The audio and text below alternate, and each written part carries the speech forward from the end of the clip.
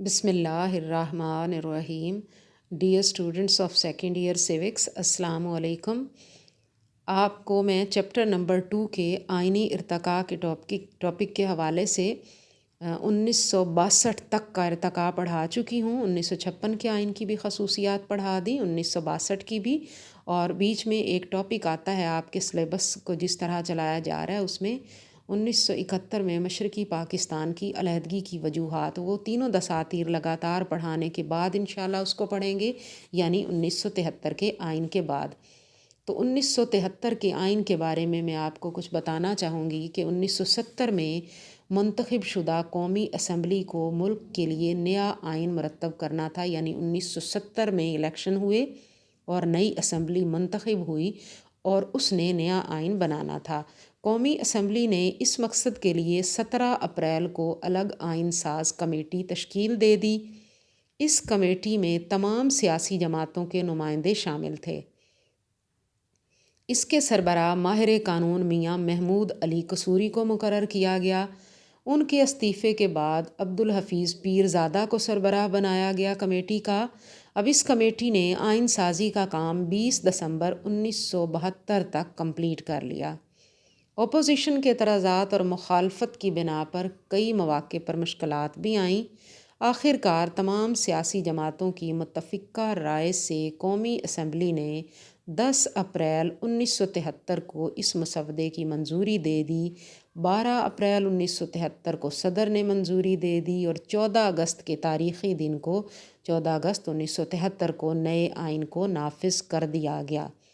اب یہ نیا آئین جو اب تک نافذ العمل ہے، جس میں کچھ ترامیم بھی ہو چکی ہیں، 1973 کا آئین، اس کے اہم خد و خال کون کون سے ہیں؟ دیکھیں، نمبر 1 پہ ہے افتتاحیہ، کہ پہلے دونوں دساتیر کی طرح اس میں بھی قرارداد مقاصد کو افتتاحیے کے طور پر شامل کیا گیا.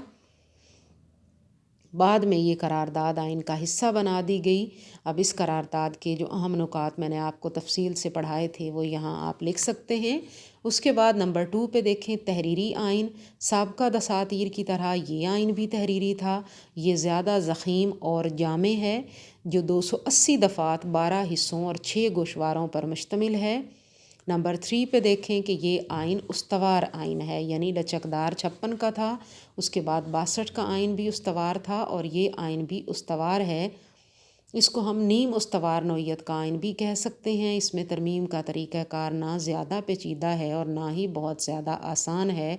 1985 کی آئینی ترمیم سے قبل آئین میں ترمیم کرنا قدرے آسان تھا، یعنی قومی اسمبلی کی 2/3 اکثریت اور سینٹ کی عام اکثریت اس میں ترمیم کی مجاز تھی. یعنی اس دفعہ آئین میں چونکہ 2 ایوان ہیں، قومی اسمبلی اور سینٹ، میں آپ کو بتاتی چلوں، آگے اس کی آئے گی ڈیٹیل. تو قومی اسمبلی کی 2/3 اکثریت اور سینٹ کی عام اکثریت جو ہے وہ 85 کی ترمیم سے پہلے آئین میں ترمیم کی مجاز تھی، لیکن اب یعنی 85 کی ترمیم کے بعد دونوں ایوانوں کی 2/3 اکثریت کے بغیر ترمیم منظور نہیں ہو سکتی. اگر کسی مسودے کا تعلق کسی علاقائی معاملے یا علاقائی حدود میں رد و بدل سے ہو تو قومی اسمبلی سے پہلے اس صوبے کی متعلقہ صوبائی اسمبلی کے 2/3 اراکین اس ترمیم کی منظوری دیں گے، تب یہ ترمیم عمل میں لائی جا سکے گی. اس کے بعد ہے وفاقی آئین. سابقہ دساتیر کی طرح اس بار بھی پاکستان کو وفاقی مملکت قرار دیا گیا، اور آپ یہ یاد رکھیں کہ سابقہ دونوں دساتیر میں 2 صوبوں کا ذکر تھا، مشرقی اور مغربی پاکستان، کیونکہ 1 یونٹ بنا دیا گیا تھا مغربی پاکستان کے 4 صوبوں اور ریاستوں کو ملا کر. لیکن یہ 1 یونٹ 1970 تک قائم رہا. تو 73 کے آئین کے تحت وفاق پاکستان 4 صوبوں، وفاقی دارالحکومت اور اس سے ملحقہ علاقے، وفاق کے زیر انتظام قبائلی علاقہ جات اور صوبوں سے ملحقہ قبائلی علاقوں پر مشتمل ہے. وفاقی اور صوبائی حکومتوں کے درمیان اختیارات کی 2 فہرستیں ہیں، ایک وفاقی فہرست اور دوسری مشترکہ امور کی فہرست.